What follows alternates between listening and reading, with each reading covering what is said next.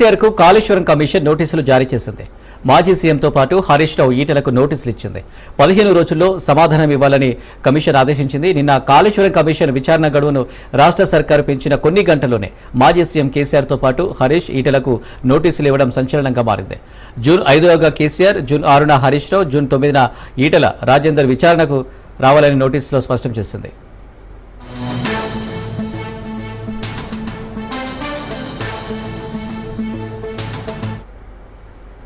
కాళేశ్వరం ప్రాజెక్టులో అత్యంత కీలకంగా చెప్పే మేడిగడ్డ బ్యారేజ్ 2023 అక్టోబర్ 21న కుంగిపోయింది.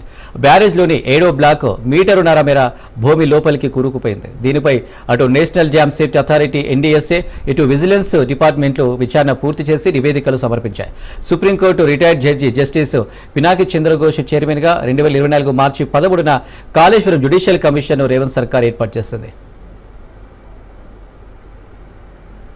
నాటి నుంచి మేడిగడ్డ, అన్నారం, సుందీల ఆనకట్టలకు సంబంధించిన లోపాలు, వైఫల్యాలపై కమిషన్ విచారణ జరిపింది. బ్యారేజ్ల డిజైన్, నిర్మాణం, నాణ్యత, నిర్వహణ అంశాలపై విచారించింది. సాంకేతిక, ఆర్థిక, విధానపరమైన అంశాలపై ఇంజనీర్లు, ఉన్నతాధికారులు, ఇతరులను ప్రశ్నించింది. వారి నుంచి అఫిడవిట్లు తీసుకుని వాటి ఆధారంగా క్రాస్ ఎగ్జామినేషన్ చేసింది. తాజాగా నాటి సీఎంగా ఉన్న కేసీఆర్, నాడు ఇరిగేషన్ మినిస్టర్గా ఉన్న హరీష్ రావు, ఆర్థిక మంత్రిగా వ్యవహరించిన ఈటలకు నోటీసులు ఇవ్వడం సంచలనంగా మారింది. వీరి విచారణ అనంతరం త్వరలోనే రాష్ట్ర ప్రభుత్వానికి కమిషన్ నివేదికను అందించే అవకాశం ఉంది.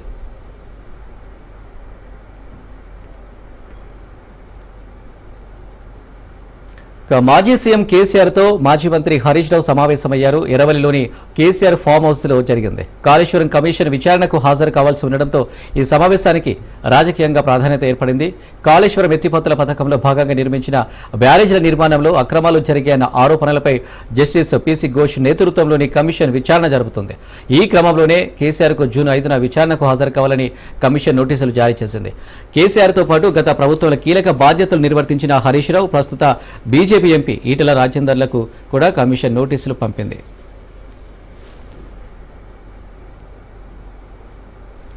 కాళేశ్వరం కమిషన్ నోటీసులపై ఎంపీ ఈటల రాజేందర్ స్పందించారు. తనకు ఎలాంటి నోటీసులు రాలేదన్నారు ఎంపీ. నోటీసులు అందిన తర్వాత స్పందిస్తానన్నారు ఎంపీ ఈటల.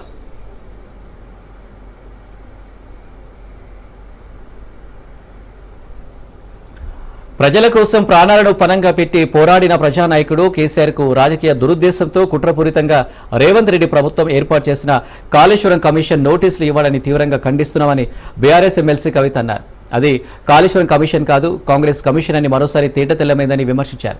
కాళేశ్వరం ప్రజా ప్రయోజనాల కోసం నిర్వహించిన బృహత్ ప్రాజెక్ట్ అని, తెలంగాణ ప్రజల తరతరాల దహార్తిని తీర్చడానికి, తెలంగాణ పొలాల్లోకి గోదావరి నీళ్లను గలగల తరలించడానికి కట్టిన ప్రాజెక్ట్ అని కొనియాడారు. తాను కలలుగన్న తెలంగాణను 1 కోటి ఎకరాల మాగాణంగా తీర్చిదిద్దడానికి కేసీఆర్ కట్టిన ప్రాజెక్టే కాళేశ్వరం అని అన్నారు. రాజకీయ కక్షతో, కుట్రతో ఇచ్చిన ఈ నోటీసులు, వేసిన కమిషన్లు కాలక్రమంలో తప్పకుండా న్యాయాన్ని గెలిపిస్తాయని తెలిపారు. నిజాలన్నీ బయటకు వస్తాయని, రావాలని మనస్ఫూర్తిగా కోరుకుంటున్నానని ఎమ్మెల్సీ కవిత ట్విట్టర్ వేదికగా తెలిపారు.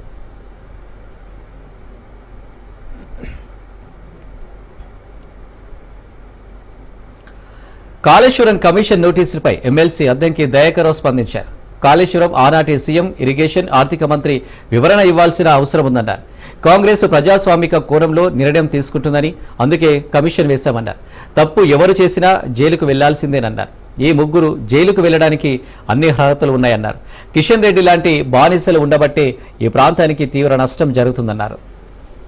సరస్వతి పుష్కరాల అంశంలో ఎండోమెంట్ శాఖ చాలా వివరణాత్మకంగా అన్ని విషయాలను చెప్పడం జరిగింది. అది రాష్ట్ర స్థాయి ఉత్సవాలు కాబట్టి ముఖ్యమంత్రి గారు, ఉప ముఖ్యమంత్రి గారితో పాటు సంబంధిత శాఖలకు సంబంధించి కొండా సురేఖ గారు, ఉత్తమ్ కుమార్ రెడ్డి గారితో పాటు పొన్నం ప్రభాకర్ గారు, దుద్దిల్ల శ్రీధర్ బాబు గారి ఫోటోలను మాత్రమే ముద్రించడం జరిగింది. స్థానిక అంశాల్లో కలెక్టర్ గారు కానీ, ఎండోమెంట్ శాఖకు సంబంధించిన అంశంలో ఏ ప్రజాప్రతినిధుల పట్ల అగౌరవం పరిచేటట్టుగా ఎలాంటి వివక్ష పూరితంగా ప్రభుత్వం వ్యవహరించలేదు. ఎందుకంటే కేసీఆర్ గారికి, హరీష్ రావు గారికి, తర్వాత ఈటెల రాజేందర్ గారికి కాళేశ్వరం కు సంబంధించిన అంశంలో ఆ రోజు ముఖ్యమంత్రిగా ఉన్న కేసీఆర్ గారు గాని, ఆ రోజు ఇరిగేషన్ శాఖ మంత్రిగా ఉన్న హరీష్ రావు గారు గాని, ఆ రోజు ఆర్థిక అనుమతులు ఇచ్చిన ఈటెల రాజేందర్ గారు గాని డెఫినెట్ గా దానికి సంబంధించి వివరణ ఇవ్వాల్సిన సందర్భం ఉన్నది. తప్పు జరిగింది కాబట్టే ప్రిమాఫేసి ఉంది కాబట్టే కమిటీ ఈ రోజు కాన్స్టిట్యూట్ అయింది.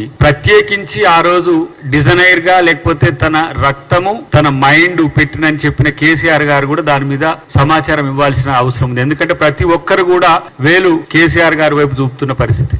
ఈటెల రాజేందర్ గారిని కేసీఆర్ గారే ఉద్దేశపూర్వకంగా బీజేపీలకు పంపించిండ్రా మరి అలాంటి వ్యక్తి బీజేపీలోకి పోవాల్సిన పరిస్థితి ఎందుకు వచ్చింది? పంచాయతీ పెట్టుకున్నట్టు పెట్టి ఆయనే పంపించిండా? మరి ఇప్పుడు మేము బీజేపీలను అంటున్నాం, బీజేపీ నాయకులు ఈ రోజు అక్కడ అక్రమాలు చేసి బీఆర్ఎస్ లో అక్రమాలు చేసి ఇలా బీజేపీకి పోయిన పరిస్థితి ఉన్నది. ఇలా మరి ఈటెల రాజేందర్ గారిని బీజేపీ కాపాడుతుందా, బీఆర్ఎస్ కాపాడుతుందా? నువ్వు తప్పు చేస్తే నువ్వు అమెరికాకు పోయినా లేకపోతే ఇంకెక్కడికి పోయినా సరే ముద్దాయి అయి ఉంటే, తప్పు చేసి ఉంటే ఎవరైనా జైలుకు పోవాల్సిందే. తెలంగాణను కేసీఆర్ దొంగల దొడ్డిగా మార్చిండు, దోచుకునేటోళ్లకు ఆశ్రయంగా మార్చిండు. తెలంగాణలో 7 లక్షల కోట్ల పైచిలకు అప్పులు చేసి తగుదునమ్మా అని చెప్పి ఇలా శ్రీరంగ నీతులు చెప్తున్నారు వాళ్ళు. ఇలాంటి తప్పులు చేసి దబాయించేటోళ్లకు సరైన శిక్షలు పడాల్సిందే. ఎవరు చట్టానికో న్యాయానికో రాజ్యాంగానికో అతీతులు కారు. అంటే మీ మధ్య ఉన్న రాజకీయ రహస్య ఒప్పందం ఇప్పుడు అర్థం కావట్లే. దొంగలు కలిసి ఊర్లు పంచుకున్నట్టు ఇలా ఈటెల రాజేందర్ ఈడికి వచ్చిండు, మీ దగ్గరికి వచ్చిందంటే ఆయన చేసిన తప్పులు అంటే కాంగ్రెస్ పార్టీకి వస్తే పుసుక్కున్న మళ్ళీ బీజేపీ వాళ్ళు నా మీద ఎంక్వైరీ చేస్తారని బీజేపీకి పోయిందా? కేసీఆర్ ఏమైనా కక్ష సాధింపు చేస్తే బీజేపీ వాళ్ళు కాపాడతారని పోయిందా ఈటెల రాజేందర్? కాబట్టి తప్పు చేస్తే ఎక్కడ దాక్కున్నా సరే తప్పదు అనేది ఇలా మీరు గమనించాలి. Welcome back. భూ సమస్యలను పరిష్కరించాలని ప్రభుత్వం నిర్ణయించిందన్నారు మంత్రులు శ్రీధర్ బాబు, పొంగులేటి శ్రీనివాసరెడ్డి. ఆపరేషన్ సింధూరు విషయంలో రాజకీయాలకు అతీతంగా ఒకటై ముందుకు నడవాలన్నారు. అమెరికా పెత్తందారులకు ఇందిరాగాంధీ మాత్రమే ఎదురు తిరిగి నిలబడి పోరాడిందన్నారు. అమెరికాను బెదిరించి ముందుకు నడిచిన వీరవనిత ఇందిరాగాంధీ అని కొనియాడారు. 200 కోట్ల పంట 2023లో కొంటే ఇప్పుడు 700 కోట్ల పంట కొన్నామని తెలిపారు. స్థానిక సంస్థల ఎన్నికల్లో బీఆర్ఎస్ కు తగిన బుద్ధి చెప్తారన్నారు. ధరణిని బంగాళాఖాతంలో వేస్తామని చెప్పిన సమయం వచ్చింది. మీ అందరి ఆశీర్వాదం తీసుకోవడానికి భూ భారతి చట్టం తీసుకొచ్చి ఈ రోజు రెవెన్యూ మంత్రి గారు శ్రీనివాసరెడ్డి గారు మన గ్రామాలకు వచ్చింది. ధరణి పరంగా ఇబ్బంది పడ్డ, భూముల పరంగా ఇబ్బంది పడి నా భూమిని ఇంకోని పేరు మీద చేసి ఇంకోని పేరు మీద చేసి ఇబ్బంది పెట్టిన ఆ ప్రభుత్వం, ఆ టీఆర్ఎస్ పార్టీ ప్రభుత్వం చేసిన నిర్లక్ష్యం, దోపిడీని అరికట్టాలని ఈ రోజు మేము చేసిన ప్రయత్న భాగంలో మరి శ్రీనివాసరెడ్డి గారి ఆధ్వర్యంలో, రెవెన్యూ మంత్రి గారి ఆధ్వర్యంలో కమిటీలు ఏర్పాటు చేసుకుని మీలాంటి అనేక మంది రైతు సోదరులతో పట్టా భూములకు సంబంధించిన యాజమాన్యంతో ఈ రోజు అనేక మందితోని సంప్రదించి ఒక సమగ్రమైన భూభారతి చట్టం తీసుకురావడం జరిగింది. ఆ క్రమంలో ఆనాడు ఉన్న మన రెవెన్యూ సదస్సులు 10 సంవత్సరాల కాలం మార్చిపోయిన చిన్న సమస్యలు ఆ రోజు రెవెన్యూ సదస్సులో సమస్య పరిష్కారం అవుతుండే. ఇక్కడ ఉన్న మా ఆర్డీఓ గారు, మా కలెక్టర్ గారు, ఎంఆర్ఓ గారు వచ్చి చిన్న సమస్యలు పరిష్కారం దానికి ఆస్కారం లేకుండా చేసింది ధరణి. రెవెన్యూ సదస్సులు లేవు. ఈ రోజు రెవెన్యూ సదస్సులో భాగంగా అడుగులు వేస్తామని ముందుకొచ్చి స్వయానా రెవెన్యూ మంత్రి గారే ఇలాంటి మన ఉప్పరి తోట గ్రామానికి సంబంధించి ఈ ఊరికి వచ్చి నేరుగా ఈ రోజు ప్రజలతోని మాట్లాడి సమస్య పరిష్కారం చేయాలి, ఏమైనా ఉంటాని తెలియజేయడానికి రేపు రాబోయే కాలంగా సులువుగా రెవెన్యూ వ్యవస్థ ఉండాలి. అవినీతి ఎక్కడ కూడా ఉండదు. మీరు మండలానికి సంబంధించి రెవెన్యూ ఆఫీస్ పోయినా అక్కడ రూపాయి ఖర్చు లేకుండా మీ భూమి పత్రాలకు సంబంధించి గాని, మీ రిజిస్ట్రేషన్ కు సంబంధించి గాని మీ హక్కుగా ఈ ప్రభుత్వం ఇచ్చిన హక్కుగా మీరు ఒక్క రూపాయి ఖర్చు లేకుండా మీకు న్యాయపరంగా ఉన్న భూమిని కాపాడే ప్రయత్నంలోనే ఈ రోజు శ్రీనివాస్ రెడ్డి గారి ఆధ్వర్యంలో భూభారతి చట్టం తీసుకురావడం జరిగింది. ఇక ఇందిరమ్మ ఇళ్ల విషయానికి వస్తే ఆనాటి ప్రభుత్వం 10 సంవత్సరాలలో కట్టింది, మొత్తం టెండర్లో పిలిచింది 98,654 ఇళ్లు. దాంట్లో పూర్తి చేసింది 62,000 ఇళ్లు, 30,000 ఇళ్లు చిల్లరు మొండిగోడలతో రాష్ట్ర వ్యాప్తంగా ఇప్పటికే కనిపిస్తూనే ఉంటాయి. మన ఇందిరమ్మ ప్రభుత్వంలో గౌరవ ముఖ్యమంత్రి రేవంత్ రెడ్డి గారి నాయకత్వంలో సహచార కేబినెట్ మంత్రులు అందరం కలిసి ఇది ఎలా కాదు, ఇందిరమ్మ ప్రభుత్వం అంటేనే ఇందిరమ్మ ఇల్లు అంటేనే ఇందిరమ్మ ప్రభుత్వం మొదటి విడతగా 4.5 లక్షలు రాష్ట్ర వ్యాప్తంగా ఇద్దాం. రాబోయే ఈ 4 సంవత్సరాలలో ఈ 4.5 లక్షల ఇళ్లతో జగిత్యాల నియోజకవర్గం కాంగ్రెస్ లో విభేదాలు మరోసారి బగ్గుమన్నాయి. కాంగ్రెస్ సీనియర్ నేత జీవన్ రెడ్డికి ఎమ్మెల్యే సంజయ్ కుమార్ కౌంటర్ ఇచ్చారు. కాంగ్రెస్ పార్టీలో ఎక్కువసార్లు ఓడిపోయిన వ్యక్తి ఒక జీవన్ రెడ్డి మాత్రమే అని అన్నారు. జీవన్ రెడ్డి సహనం కోల్పోయి ఇష్టం వచ్చినట్టు మాట్లాడుతున్నారని మండిపడ్డారు. జీవన్ రెడ్డి కుటుంబ రాజకీయాల వల్ల జగిత్యాలలో ఒక నాయకుడు కూడా ఎదగలేదన్నారు. పార్టీలో నాకు తెలిసి ఎక్కువసార్లు ఓడిపోయిన నాయకుడు కూడా వారు. 5 సార్లు ఎమ్మెల్యేగా 3 సార్లు ఎమ్మెల్యే కూడా. కాబట్టి వారు చేసిన సేవలు చాలా సార్లు కూడా వచ్చింది. లేదా సేవలు కావచ్చు, 3 సార్లు ఎంపీ కూడా, 5 సార్లు ఎమ్మెల్యే సేవలే కావచ్చు. రాజకీయంగా వారి పక్కన రెండవ శ్రేణి నాయకులు ఎవరు కూడా ఎదురుకుండా వాళ్ళ కుటుంబ సభ్యులను వాళ్ళని ప్రాధాన్యత ఇచ్చే వల్ల జగిత్యాలు ఇంకొకరు ఆల్టర్నేట్ గా అప్లికేషన్ పెట్టుకుంటూనే లేకుండా ఈ మధ్య కాలంలో నేను కాంగ్రెస్ ప్రభుత్వంతో కావచ్చు, ముఖ్యమంత్రి గారితో కావచ్చు, పిసిసి అధ్యక్షులతో కావచ్చు, మంత్రులతో దగ్గర అయిన తర్వాత సహనం కోల్పోయి అసహనంతో ఇష్టం వచ్చినట్టు మాట్లాడతాం. నేను కూడా పెద్ద మనిషి, వయసు పెద్దగా అయినా కొద్దిగా అప్పుడప్పుడు మన ఇంట్లో పెద్దలు కూడా అట్లా మాట్లాడతారు. మనం ఎందుకు లేని నా పని నేను చేసుకుంటూ పోయింది. ఎన్నిసార్లు పోయినా కానీ మళ్ళీ మాట్లాడుతూ ఉంటే నేనే కూడా గాంధీ భవన్ సాక్షిగా ఇక నాతో లేడు, ఆయన మోస్ట్ సీనియర్, ఆయన ఇండిపెండెంట్. మరి గాంధీ భవన్ కోసం ఇండిపెండెంట్ అంటే నాకు అర్థం మోస్ట్ సీనియర్ అన్నప్పుడు నాకు అనిపించింది ఎందుకంటే ప్రసాద్ గెస్ట్ వాళ్ళు ఉన్నారు. బెంగళూరులో తెలంగాణ డిప్యూటీ సీఎం భట్టి విక్రమార్క బిజీగా గడిపారు. బెంగళూరు పట్టణంలో అండర్ గ్రౌండ్ ద్వారా విద్యుత్ సరఫరా వ్యవస్థపై అధ్యయనం చేశారు. క్షేత్రస్థాయిలో under ground current supply project పనితీరును స్వయంగా భట్టి పర్యవేక్షించారు. హైదరాబాద్లో కొత్తగా నిర్మించబోతున్న ఫ్యూచర్ సిటీ వంటి ప్రాంతాల్లో అండర్ గ్రౌండ్ కరెంటు వ్యవస్థ ఉపయోగకరంగా ఉంటుందని డిప్యూటీ సీఎం భట్టి విక్రమార్క అన్నారు.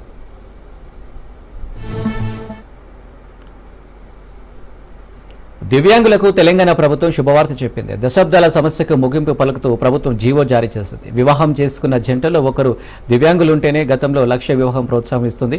2 దివ్యాంగులు పెళ్లి చేసుకుంటే ఈ వివాహ ప్రోత్సాహ పథకం వర్తించదు. ఈ సమస్యపై మంత్రి సీతక్క ప్రత్యేక చొరవ చూపారు. ఇక నుంచి 2 దివ్యాంగులు వివాహం చేసుకుంటే 1,00,000 ప్రోత్సాహం ఇవ్వాలని ప్రభుత్వం నిర్ణయం తీసుకుంది.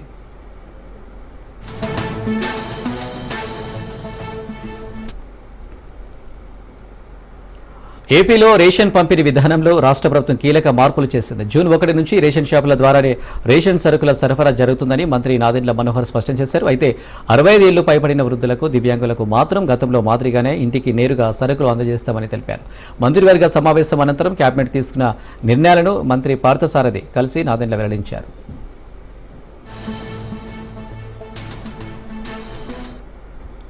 ఉన్న పీడిఎస్ రైస్ పంపిణీ వ్యవస్థ ఏదైతే ఫేర్ ప్రైస్ షాపుల ద్వారా రాష్ట్ర వ్యాప్తంగా 29,000 షాపుల్లో ప్రతి నెల 1వ తారీఖు నుంచి 15వ తారీఖు వరకు ఉదయం నుంచి రాత్రి వరకు ప్రజలకి అందుబాటులో ఉండి సరుకులు సరఫరా చేసే వ్యవస్థని కుట్రపూరితంగా గత వైఎస్ఆర్సీపీ ప్రభుత్వం రాష్ట్రానికి అపార నష్టం కలిగిస్తూ వినియోగదారులు కూడా కనివిని ఎరగని రీతిలో ఇబ్బందికరమైన పరిస్థితులు తీసుకొచ్చారు.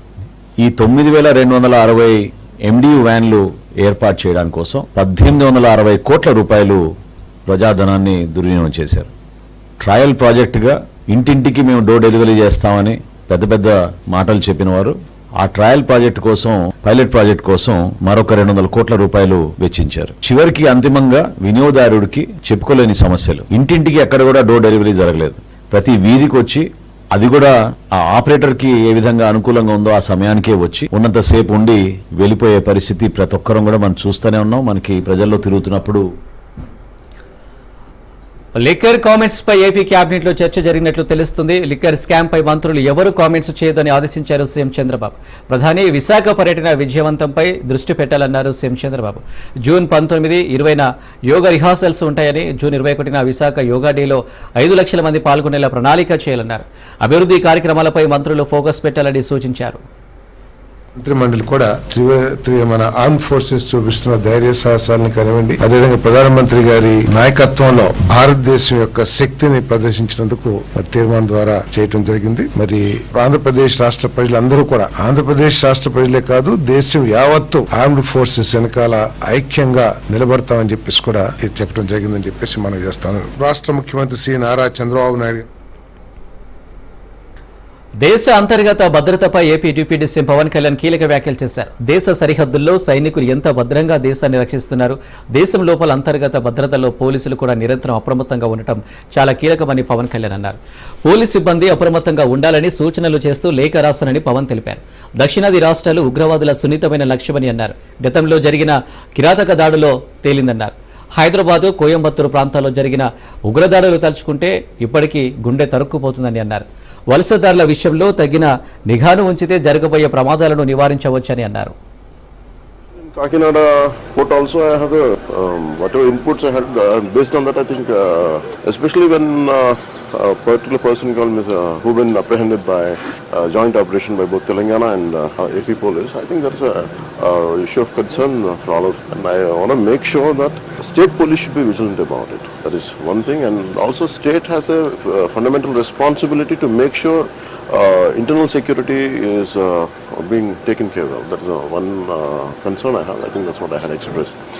And also about regarding Rohingyas, for the last few years, I'm saying, I can say from 2017 to 2018, I had been noticing, and people were complaining to me when we were in opposition, 2017, 2018, especially in certain parts of AP, a lot of people are coming from Bengal. My concern regarding especially రాష్ట్రంలో రాక్షస పాలన కొనసాగుతుందని YCP chief Jagan మండిపడ్డారు. కలియుగంలో రాజకీయాలు చేయాలంటే భయం ఉండకూడదని, కేసులకు జైలుకు భయపడకూడదన్నారు. అలా అయితేనే రాజకీయాలు చేయగలమన్నారు. తెగువ ధైర్యం ఉంటేనే రాజకీయాలు చేయగలమన్న జగన్ చంద్రబాబు చేస్తున్న రాజకీయాలు అలా ఉన్నాయంటూ విమర్శించారు. సంగతి ఏమిటి అని ఈ స్థాయి నుంచి పిల్లలు మొదలు పెడతారు. ఎన్నికలప్పుడు ఏం చెప్పాడు? ఇంటింటికి పోయాడు, ఇంటింటికి కరపత్రాలు పంచినారు, ఇంటింటికి బాండ్లు అన్నాడు, ఇంటింటికి పోయి ఏం చెప్పినాడు అని ఏమన్నారు? ఇంటింటికి ఆయన పోతాడు, ఆయనతో పాటు కార్యకర్తలు అందరినీ పంపించాడు. అక్కడ పోయి ఏమంటాడు? చిన్న పిల్లలు కనపడితే నీకు 15,000, నీకు 15,000, నీకు 15,000. అదే ఇంట్లో నుంచి వాళ్ళ అమ్మ బయటకు వచ్చింది, పిల్లల అమ్మ, వాళ్ళ చిన్నమ్మ. వీళ్ళు బయటకు వస్తే వాళ్ళని చూడగానే, వాళ్ళని చూసిన వెంటనే నీకు 18,000, నీకు 18,000, నీకు 18,000 అంటాడు. సంతోషమా అని అంటాడు. మళ్ళా అంతలో ఇంట్లో నుంచి ఈ చిన్నమ్మలు, ఈ అమ్మలు, వాళ్ళ అమ్మలు బయటకు వచ్చినారు. వాళ్ళని చూడగానే నీకు 50 ఏళ్ళ వయసు కదా, మీకు 48,000, నీకు 48,000, నీకు 48,000 అన్న మొదలుపెట్టాడు. అంతటితో ఆగల. ఇంట్లో నుంచి 20 ఏళ్ళ పిల్లోడు వస్తే ఇట్లా చూసి నీకు 36,000, నీకు 36,000, నీకు 36 సంతోషమా అన్నాడు. అంతటితో ఆగల. ఆ ఇంట్లో నుంచి ఒక రైతు బయటకు వచ్చినట్టు కండువా కప్పుకొని, రైతు అని చెప్పి ఎప్పుడైతే చూశాడో నీకు 26,000, నీకు 26,000, నీకు 26,000 అన్న మొదలుపెట్టాడు. మనం చెప్పిన దానికన్నా కూడా 3 ఇంతలు 4 ఇంతలు ఎక్కువగా ఇస్తాము అని చెప్పి ప్రతి ఇంటికి కూడా వీళ్ళు చెప్పిన మాటలు వీళ్ళను వెంటాడుతూనే ఉంటాయి.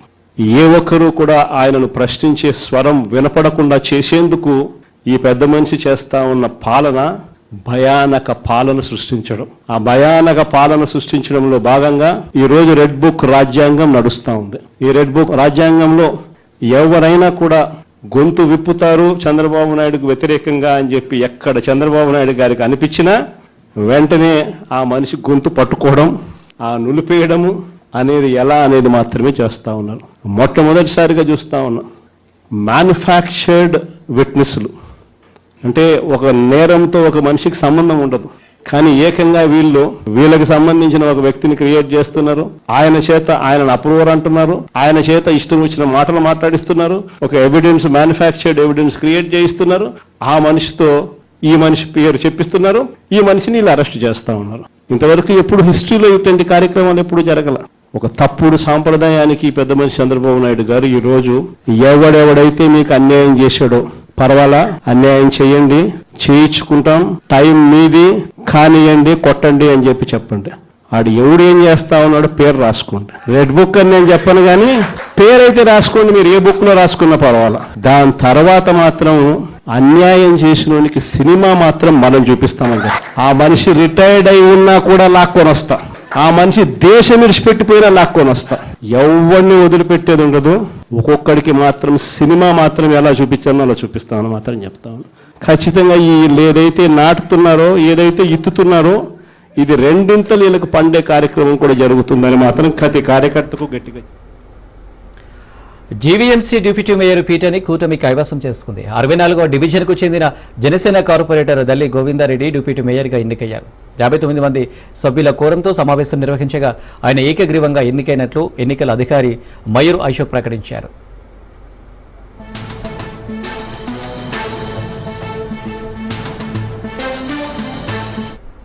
రాష్ట్ర శాసనసభ ఎన్నికలు అయిన తర్వాత మా పైన ఎక్కువ బాధ్యత ఉంది. విశాఖ మున్సిపల్ కార్పొరేషన్ అనగానే ఆంధ్ర రాష్ట్రంలోని చాలా ఒక ఫోకస్డ్ సిటీ ఇది. మా ముఖ్యమంత్రి గారికి కూడా ప్రత్యేకమైనటువంటి దృష్టి విశాఖపట్నం పైన. అటు ఆర్థిక రాజధానిగా ఉంది, ఒకవైపు భోగాపురం ఇంటర్నేషనల్ ఎయిర్పోర్ట్ ఒకవైపు తయారవుతుంది, లాజిస్టిక్స్ హబ్ గా ఉన్నాయి. విఎంఆర్డిఏ నుంచి కొత్తగా రోడ్ల ప్రతిపాదన ఒకవైపు నడుస్తుంది. ప్రజా సంక్షేమం ఒకవైపు అయితే, ఒక నూతనంగా తీసుకొచ్చినటువంటి జీవోస్ గాని, జీవో నెంబర్ 30 గాని, ఇతరత్ర ప్రజలకి ఉపయోగపడేవన్నీ కూడా జనాభా. తిరువూరు నగర పంచాయతీ చైర్మన్ ఎన్నిక మరోసారి వాయిదా పడింది. కోరం లేకపోవడం అధికారులు ఎన్నికను వాయిదా వేస్తున్నట్లు ఆర్టీఓ ప్రకటించారు. సమావేశానికి మొత్తం 11 మంది కోరం ఉండాల్సి ఉండగా కేవలం 8 మంది సభ్యులు హాజరయ్యారు. దీంతో ఎన్నికను వాయిదా వేశారు. ఎన్నికల కమిషన్ ఉత్తర్వుల మేరకు తదుపరి చైర్మన్ ఎన్నిక జరుగుతుందని ఆర్టీఓ వెల్లడించారు. నగర పంచాయతీలో గతంలో జరిగిన దాదాపు 4 సంవత్సరాల క్రితం జరిగిన ఎన్నికల్లో ప్రజలిచ్చిన తీర్పు ప్రకారం నగర పంచాయతీ కార్యవర్గం ఏర్పాటైంది. అయితే ఇటీవల వైఎస్ఆర్సీపీలో అంతర్గతంగా జరిగిన వ్యవహారాల వల్ల ఈ రోజు ఈ ఎన్నిక అవసరమైంది. చైర్మన్ ని రాజీనామా చేయించి మరొకళ్ళు చైర్మన్ కావాలన్న ఉద్దేశంతో ఈ సంక్షోభానికి తెరదీశారు. చంద్రబాబు నాయుడు గారి నాయకత్వంలో కూటమి ప్రభుత్వం తిరువూరు నగర పంచాయతీ.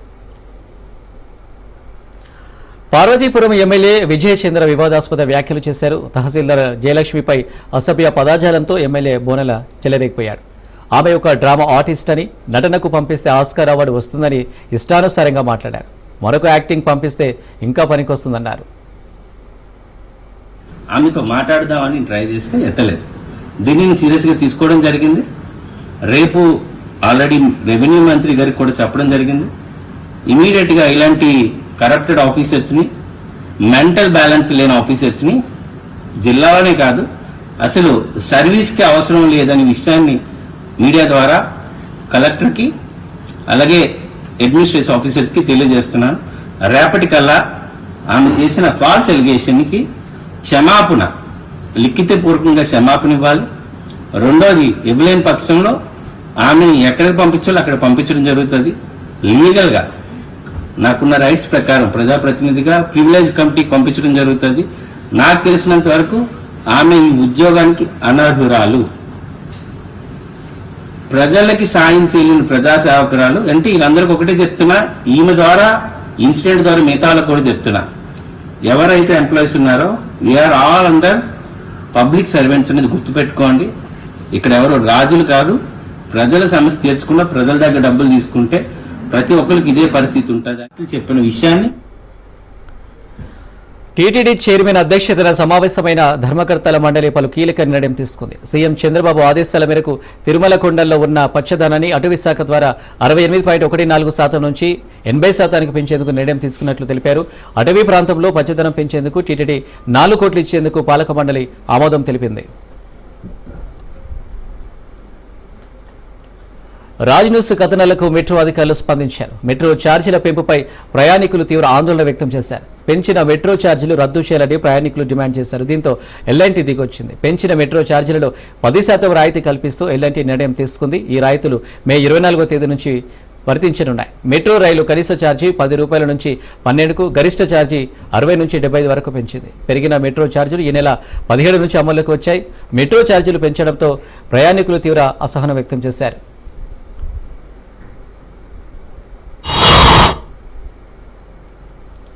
పేలుళ్ల కుట్ర కేసులో సంచలన నిర్ణయాలు వెలుగులోకి వస్తున్నాయి.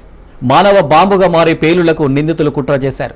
టిఫిన్ బాక్స్ బాంబులతో పేలుళ్లకు పాల్పడాలని కుట్ర చేశారు. ఆన్లైన్లో టిఫిన్ బాక్సులు, వైర్లు, రిమోట్ సెల్స్ ఆర్డర్ చేసినట్టుగా ఎన్ఐఏ అధికారులు గుర్తించారు. హైదరాబాద్లో 6 ఐసిస్ అనుమానిత ఉగ్రవాదులు 3 రోజుల పాటు మకాం వేసినట్లు పోలీసులు గుర్తించారు. ప్లాన్లో భాగంగా ఏపీ రంపచోడవరంలో బ్లాస్టింగ్ రిహార్సల్స్ చేశారు. తెలంగాణ, ఆంధ్ర, మహారాష్ట్ర, కర్ణాటకలో పేలుళ్లకు కుట్ర చేశారని విజయనగరం పోలీసులు రిమాండ్ రిపోర్ట్ చెబుతుంది. 6 సభ్యులతో సమీర్ అల్ హిందూ ఇత్తెహాదుల్ ముసల్మాన్ పేరుతో సంస్థను ఏర్పాటు చేశారు.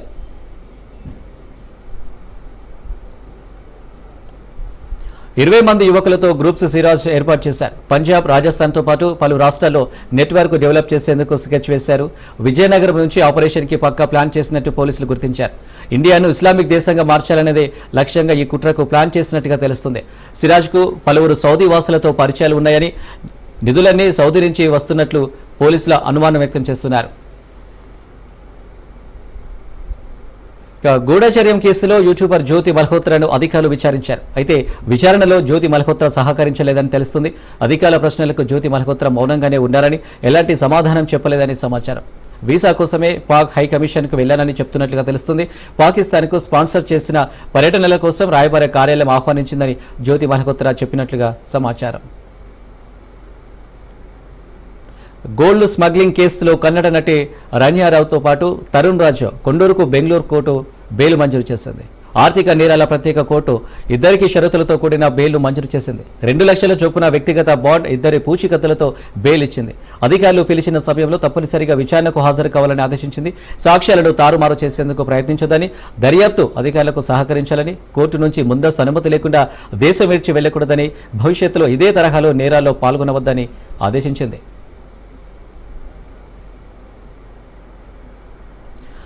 బంగ్లాదేశ్ అక్రమ వలసదారులపై కేంద్రం ఉక్కుపాదం మోపుతుంది. అహ్మదాబాద్లోని చందోలాల్లో భారీ ఆపరేషన్ భద్రతా బలగాలు చేపట్టనున్నాయి. కబ్జాలు చేసిన ప్రాంతాన్ని ఖాళీ చేయించేందుకు ఆపరేషన్ చేపట్టారు.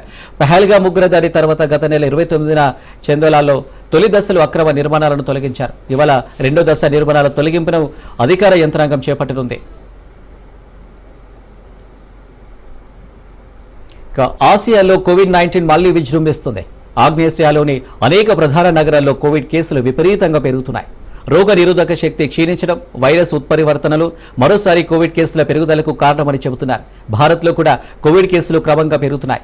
ఈ క్రమంలోనే కేంద్ర ఆరోగ్య మంత్రిత్వ శాఖ మే 12 నుంచి దేశంలో కేసుల సంఖ్యపై డేటాబేస్ను అప్డేట్ చేస్తుంది. ఆ డేటా ప్రకారం దేశంలో ప్రస్తుతం 257 యాక్టివ్ కోవిడ్-19 కేసులున్నాయి. ఈ కేసులలో చాలా వరకు కేరళ, తమిళనాడు, మహారాష్ట్రలో నమోదైనవే. ఇవి అప్డేట్స్. మరిన్ని అప్డేట్స్ కోసం చూస్తూనే ఉండండి రాజ్ న్యూస్.